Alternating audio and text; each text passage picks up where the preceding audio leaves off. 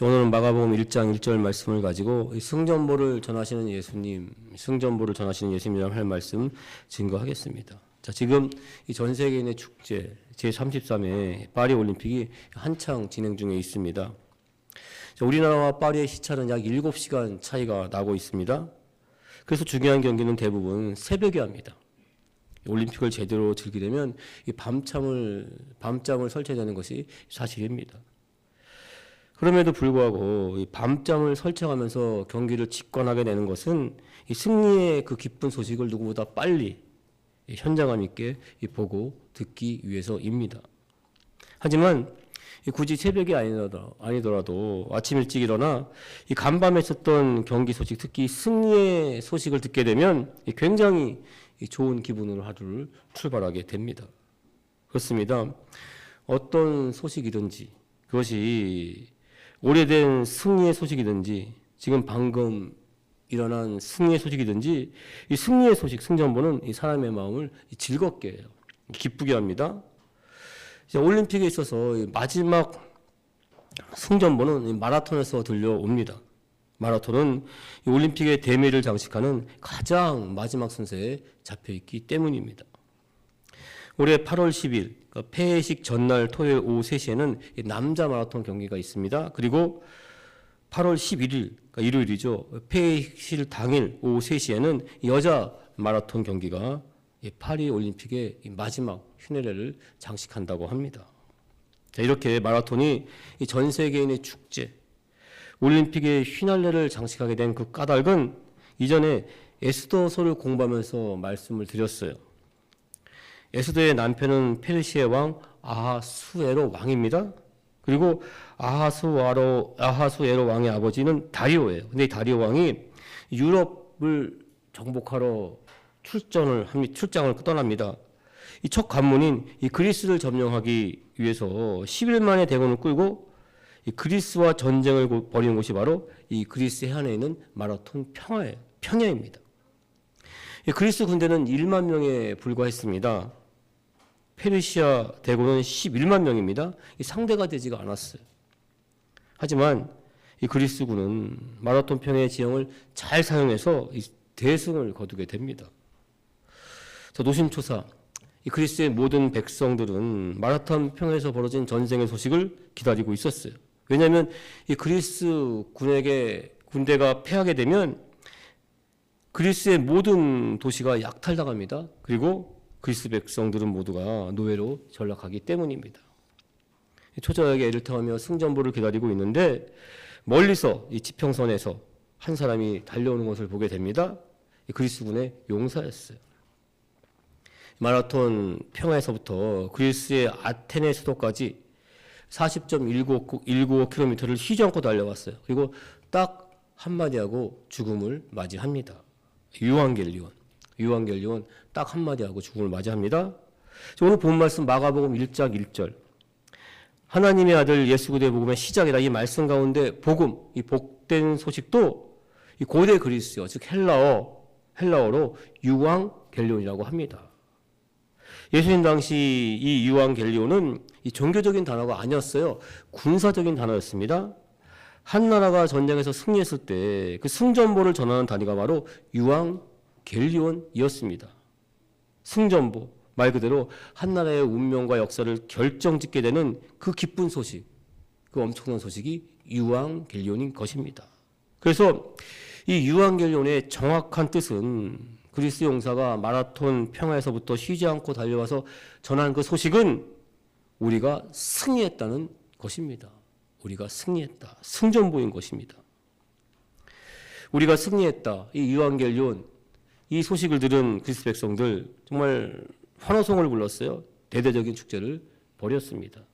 그렇습니다. 오늘 본 말씀 하나님의 아들 예수 그리스도의 복음의 시작이라. 이 말씀에서 복음, 이 복된 소식은 예수님이 승리했다는 승전보인 것입니다. 노예로 전락할 수 있는 상황이었어요. 그 상황에서 전해진 한 용사의 승전보가 그리스 백성들을 정말 기쁘게 하고 또한 해방시켰듯이 마찬가지예요. 하나님의 아들 예수 그리스도의 복음의 시작이라. 이 말씀에서 복음, 복된 소식은 하나님의 아들 예수 그리스도, 예수님이 우리를 노예 삼고 있던 악한 사단의 전쟁에서 승리했다는 승전보인 것입니다. 마가복음에서는 이 승전보를 시작으로 해서 결국 예수님이 십자가에 못 박혀 죽으십니다. 부활하세요. 승리하심으로 말미암아 악한 마귀의 권세를 완전히 물리쳐 내십니다. 죄와 사망에 놓여있던 우리를 해방시키는 완전한 승리를 예수님이 거두십니다. 그렇습니다. 예수님은 십자가에서 이미 승리하셨습니다.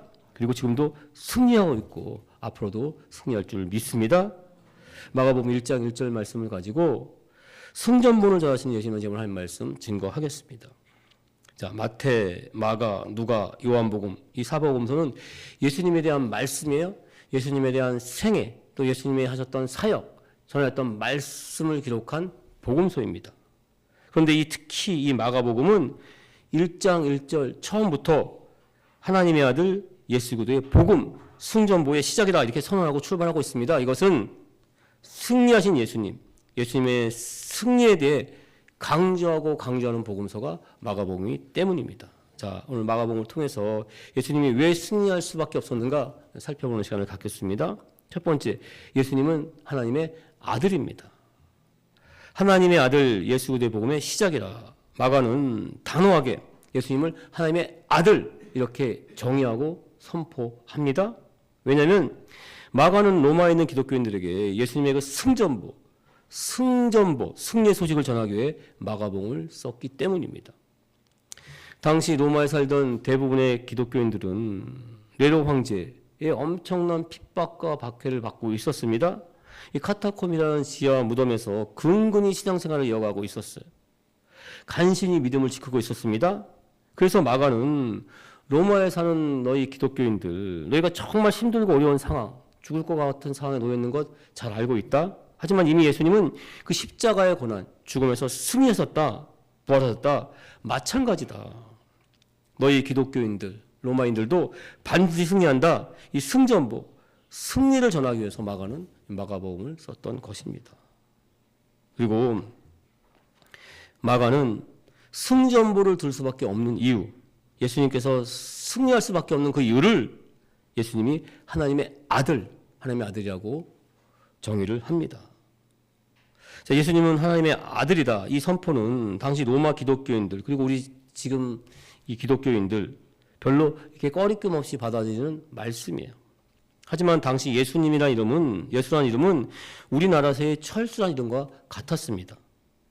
유대인들에게 있어서는 굉장히 흔한 이름이었어요. 이 계속되는 식민 통치 아래 유대 백성들 사이에서는 자신이 낳은 아들의 이름을 예수라고 지었습니다. 하나님이 구원하신다라는 뜻을 갖고 있는 예수라고 짓는 것이 유행이었어요. 그만큼 하나님의 구원이 절실했다는 뜻입니다. 그래서 복음서를 보면 일반적인 예수라는 이름과 십자가에 부활 승리하신 예수님을 구분하기 위해서 예수님이 태어난 곳을 그 지명을 붙여서 나사렛 예수라고 부르기도 합니다. 그리고 십자가에서 부활하고 승리하신 예수님을 로마에 사는 기독교인들에게 좀 더 확실히 그리고 잘 이해할 수 있도록 정의한 단어가 바로 하나님의 아들입니다. 물론 로마인들에게도 하나님의 아들이라는 개념은 있었어요. 하지만 기독교에서 말하는 하나님의 아들과는 달랐습니다. 하지만 로마에서 하나님의 아들은 황제를 뜻하는 명칭이었어요. 로마의 황제는 하나님의 아들로 굉장한 높임을 갖고 있었기 때문입니다. 그래서 로마인들 그리고 로마에 사는 기독교인들은 하나님의 아들인 예수 이런 말을 듣게 되면 지극히 높은 황제와 같은 예수라고 알아듣게 됩니다. 당시 로마의 황제는 이 절대적인 권세를 갖고 있었어요. 세계를 다스리고 있었습니다. 그래서 하나님의 아들 예수도 황제같이 엄청난 힘과 권력을 가지고 있다. 그래서 반드시 승리할 수밖에 없다. 이렇게 믿고 있었습니다. 그런데 이 마가복음의 이 말미를 보게 되면 이러한 믿음의 고백이 놀랍게도 예수님을 십자가에 못 박았던 이 로마 군대의 백부장의 입을 통해서도 고백이 됩니다. 이 마가복음 15장 37절 39절 보시면 예수께서 큰 소리를 지르시고 십자가 위에서 숨지시니라 이에 성소 휘장이 위로부터 아래까지 찢어져 둘이 되니라. 예수를 향하여 섰던 로마 군대의 백부장이 그렇게 숨지심을 보고 이르되 이 사람은 진실로 하나님의 아들이었도다 하더라. 예수님을 채찍질했습니다. 예수님의 손목과 발목에 못을 박았어요. 그리고 예수님 십자가에 못 박았던, 매달았던 로마 군대의 백부장의 고백입니다. 그럼에도 불구하고 백부장이 이런 고백을 할 수 있었던 것은 십자가 밑에서 예수님이 하나님의 아들이 아니고선 도저히 할 수 없는 모습, 그 말을 들었기 때문입니다.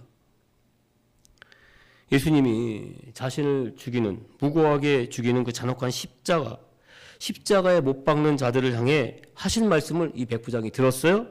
예수님은 하나님 아버지, 저들을 용서하여 주소서. 저들은 자기 자신들이 어떤 죄를 짓고 있는지조차 알지 못합니다 하면서 용서하세요.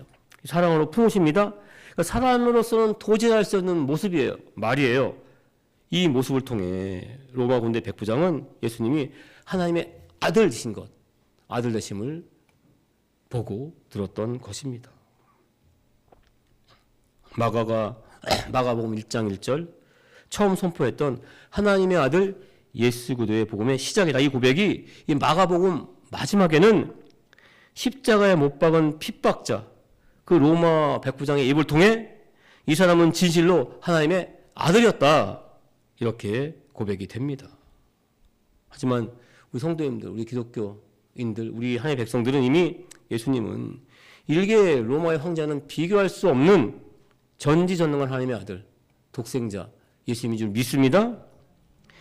이 세상 모든 만물을 창조하셨어요. 주관하고 계십니다. 다스리는 하나님의 아들 예수님이 이미 십자가에서 승리를 하셨습니다. 그리고 승리하고 있어요. 그리고 승리하게 될 줄 믿습니다.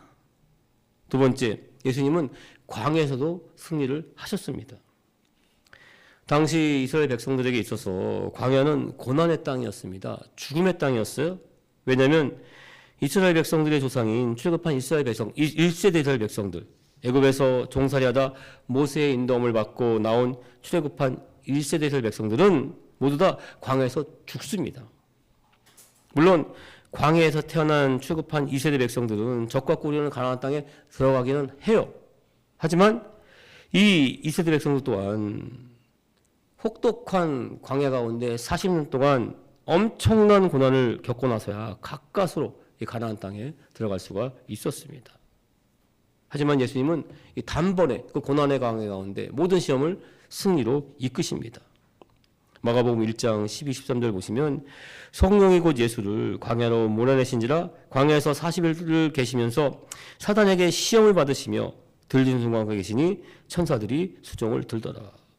예수님도 광야 가운데 악한 사단의 시험을 받으셨습니다. 하지만 그 악한 고난, 그 사단의 시험을 모두 다 예수님은 물리쳐 내십니다.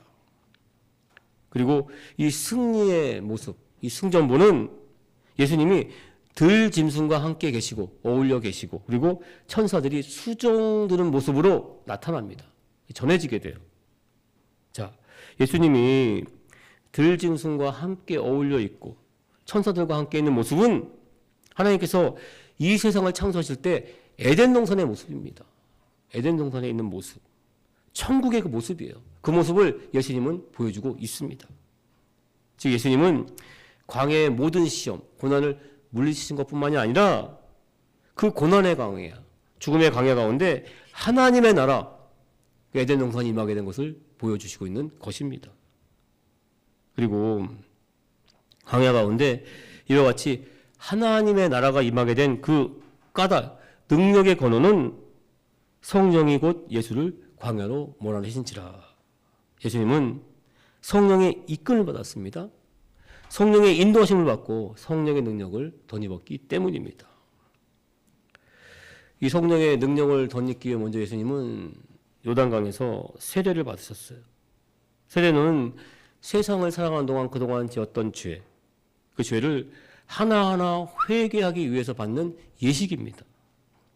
세례를 받는다는 것은 물속에 들어가면서 예수님을 모르고 살았던 죄 많은 나는 물속에서 죽고 이제 물속에서 나오면서 이제는 예수님을 내 구원자, 삶의 구원자로 모신다는 삶의 결단이에요. 고백입니다. 이 예식이에요. 그런데 예수님은 죄가 없으십니다. 그럼에도 불구하고 굳이 이 세례를 맡으신 이유는 우리 인간의 죄를 대신 짊어지기 위한 대신 속죄를 받기 위한 세례를 받으신 것입니다. 그리고 이 세례는 장차 십자가의 불세례의 예고편이기도 합니다. 마가복음 1장 9절 11절 보시면 그때 예수께서 갈릴리 예수로부터 와서 요단강에서 요한에게 세례를 받으시고 곧 물에서 올라오실새 하늘이 갈라짐과 성령의 비둘같이 자기에게 내려오심을 보시더니 하늘로부터 소리가 나기를 너는 내 사랑하는 아들이라 내가 너를 기뻐하노라 하시니라. 예수님께서 세례를 받고 물에서 올라올 때 하늘문이 열립니다. 성령님이 비둘같이 예수님 머리에 내려오십니다. 그리고 하늘로부터 너는 내 사랑하는 아들이라 내가 너를 기뻐하노라 하나님의 음성이 들립니다. 하나님 스스로 예수님을 하나님의 아들, 내 아들이라고 증거를 하고 있는 것입니다. 굉장한 일이에요.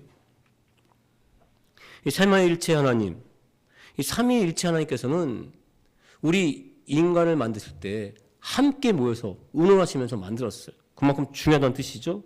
그리고 이 성경 말씀 중에 삼위일체 하나님, 성부 하나님, 성령 하나님, 성자 예수님이 함께 다시 한번 모인 자리는 예수님이 세례를 받을 때 뿐입니다. 그만큼 중요하다는 뜻이에요. 이 세례를 받으신 성자 예수님은 성부 하나님의 권세를 가지고 성령 하나님의 능력을 힘입어 광야 가운데 악한 마귀의 힘을 물리쳐 내십니다. 그리고 너무나 감사한 것은, 기쁜 소식은 광야 같은 이 세상을 살아가고 있는 우리에게도 예수님이 하신 분명한 말씀이 있습니다. 마태복음 12장 28절. 그러나 내가 하나님의 성령을 힘입어 귀신을 쫓아내는 것이면 하나님의 나라가 이미 너희에게 임하였느니라. 여의도 순복음교회가 세계 최대의 교회가 될 수 있었던 것은 예배를 드리는 가운데, 하나님의 말씀 붙잡고 기도하는 가운데 귀신이 쫓겨나가고 문제가 응답받고 해결받기 때문입니다. 즉 하나님의 나라가 임하기 때문입니다. 우리 여의도 순복음 동대교회에서 예배 가운데 말씀 붙잡고 기도하는 가운데 정말 성령을 힘입어 귀신을 쫓아내는 기도, 문제 해결 기도를 항상 하고 있는 까닭이기도 합니다. 성도님들, 믿음으로 선포하실 주님의 이름으로 축원드립니다. 우리 하나님의 백성들의 그 믿음의 기도, 입술의 고백에는 능력이 있는 줄 믿습니다. 그 성령님을 의지하면 내가 하는 기도가 아니에요. 성령님께서 내 입술을 통해 하는 기도가 됩니다. 광야 같은 세상 살아가는 성도님들, 성령을 힘입어 기도하면, 성령 믿고 의지하여 기도하면 우리를 고난 가운데 이끄는 악한 마귀의 권세는 떠나갈 줄 믿습니다. 그리고 그 악한 마귀가 떠난 자리에 하나님의 나라가, 천국이 임하게 될 줄 믿습니다. 세 번째, 예수님은 우리에게 승리를 약속하셨습니다.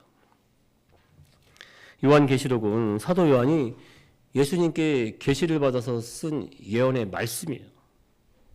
예수님이 사도 요한에게 요한계시록의 말씀, 예언을 주신 목적은 첫 번째, 당시 7교회, 그리고 그 교회 성도님들에게 그 로마의 엄청난 박해와 핍박을 이겨내라고, 이긴다고 주신 말씀이에요. 1차적으로는. 그리고 두 번째, 지금 세상에 있는 모든 교회, 그리고 하나님의 모든 백성들이 광야 같은 이 세상을 살고 있습니다. 이 세상 가운데 다가오는 이 모든 고난도 이겨낼 수 있다고 주신 말씀이에요. 사도 요한이 7교회에 보낸 편지의 끝에는 계속 공통적으로 나오는 말씀이 있습니다. 성령이 교회에 하시는 말씀을 들을지어다. 그러면 이긴다는 말씀이에요.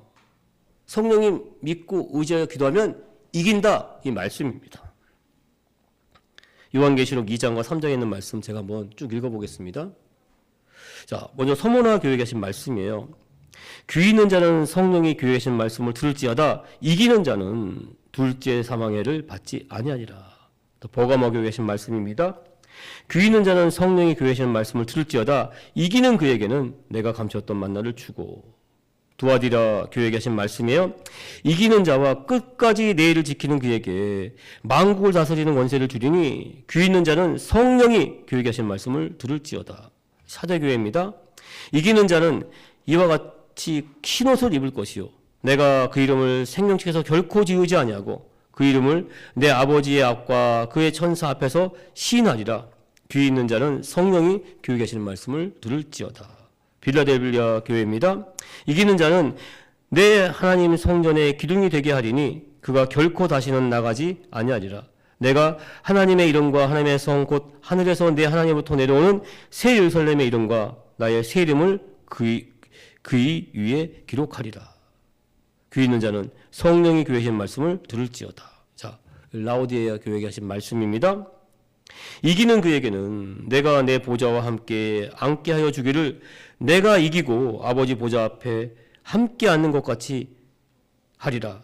귀 있는 자는 성령이 교회에 하신 말씀을 들을지어다. 자, 이렇게 사도 요한이 7교회를 보낸 편지의 끝에 모두 다 공통적으로 반복해 나온 말씀은 성령이 교회라는 말씀을 들을지어다. 그러면 이긴다는 것입니다. 성령 믿고 의지하고 기도하면 이긴다는 말씀입니다. 자, 7은 완전수예요. 완전수입니다. 그러니까 7교회는 시간과 공간을 초월해 있는 세상의 모든 교회 그리고 우리 하나의 백성들을 상징하고 있습니다. 요한계시록은 당시 로마에 의해 정말 핍박과 박해를 받았던 기독교인들을 향해서 쓴 예언서예요. 하지만 뿐만 아니라 지금 현재도 광야 같은 세상을 살고 있는 우리 하나님의 백성들, 교회, 모든 기독교인들에게 주시는 말씀이기도 합니다. 성령이 교회에 계시는 말씀을 들을지어다 그러면 이긴다는 말씀입니다. 예수님께서 우리에게 승리를 약속하셨어요. 그리고 이 약속을 우리 가운데 이루게 오신 성령님은 광야 같은 이 세상 가운데 우리와 함께 동행하시면서 승리의 삶을 살 수 있도록 우리를 이끄시고 도와줄 줄 믿습니다. 7.8기는 7번 넘어져도 일어난다는 뜻이에요. 그러니까 실패에 포기하지 않고 승리를 위해 꾸준히 노력한다는 뜻을 갖고 있습니다. 올림픽을 보면서 한국 남자 펜싱 간판 스타 오상욱 선수가 떠올랐어요. 1919년 세계선수권 개인전 금메달을 획득합니다. 세계 랭킹 1위에 오르게 됩니다. 그리고 다음에 열린 도쿄올림픽에 당연히 개인전 금메달을 딸 것이라고 예상을 했어요. 그런데 이 8강에서 탈락을 합니다. 2022년 1년 뒤 연습 경기 도중에 실수로 오른 발목이 꺾이면서 인대가 파열돼요. 또 올림픽에 못 나갈 줄 알았어요. 그런데 재활에 성공합니다. 그래서 황조 아시안게임 개인전 단체에서 금메달을 따요. 그런데 2024년 올해 초 또다시 손목인데 부상을 입게 됩니다. 그 결과 올림픽을 얼마 앞두고 열린 서울 그랑프리에서 8강에 그칩니다. 그리고 스페인 월드컵에서는 16강에 그치고 맙니다. 금메달 분명히 딸 줄 알았어요. 그런데 이런 결과가 불과 몇 개월 전에 일어났습니다. 하지만 그런 모든 부상과 절망을 딛고 일어난 이 오상욱 선수는 결국 이 파리올림픽 남자 펜싱 결승전에서 금메달을 따게 됩니다. 그러니까 끝까지 포기하지 않았어요. 오상욱 선수는. 끝까지 포기하지 않은 오상욱 선수는 이번 올림픽을 통해서 그랜드슬럼을 달성하게 됩니다. 그러니까 세계 각국에서 열리는 모든 그런 중요 이 선수권에서 모두 다 금메달을 땁니다. 마지막으로 올림픽에서 금메달을 따면서 그랜드슬럼을 달성하게 됩니다. 우리도 마찬가지인 줄 믿습니다. 우리 하나님의 백성들은 이미 십자가의 보혈, 그 승리로 말미암아 이 광야 같은 세상에서 이미 금메달을 획득한 줄 믿습니다. 천국을 향해 가는 금메달을 획득한 줄 믿습니다. 말씀의 결론을 맺겠습니다.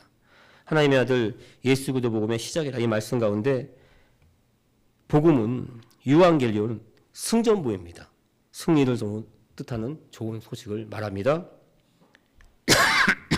십자가의 보혈, 그 승리의 소식으로 말미암아 우리는 악한 마귀가 가져오는 그 죄와 사망의 권세에서 이미 벗어난 줄 믿습니다. 또한 이 세상에 겪게 되는 모든 고난도 넉넉히 이겨야 된다는 것을 전하는 승전보인 줄 믿습니다. 우리 성도님들 성령 더욱더 의지하심으로 말미암아 성령신 능력으로 말미암아 악한 마귀의 권세를 물리치는 것은 물론이고 정말 삶의 자리 가운데 하나님의 나라가 임하는 승전보가 울려 퍼지기를 주님의 이름으로 축원드립니다. 성도님들 이미 이기셨습니다. 또 이기실 줄 믿습니다. 승전보가 울려 퍼지는 성도님 되시기를 주님의 이름으로 축원드립니다. 우리 말씀을 한번 생각하면서 기도하겠습니다. 하나님 아버지 감사합니다. 정말 십자가의 보혈로 말미암아 우리는 승리했습니다. 이 승리가 우리 삶의 자리 가운데 울려 퍼지게 하여 주셔서 성령 더욱더 의지하게 해주셔서 우리 주의 삼창 기도하겠습니다.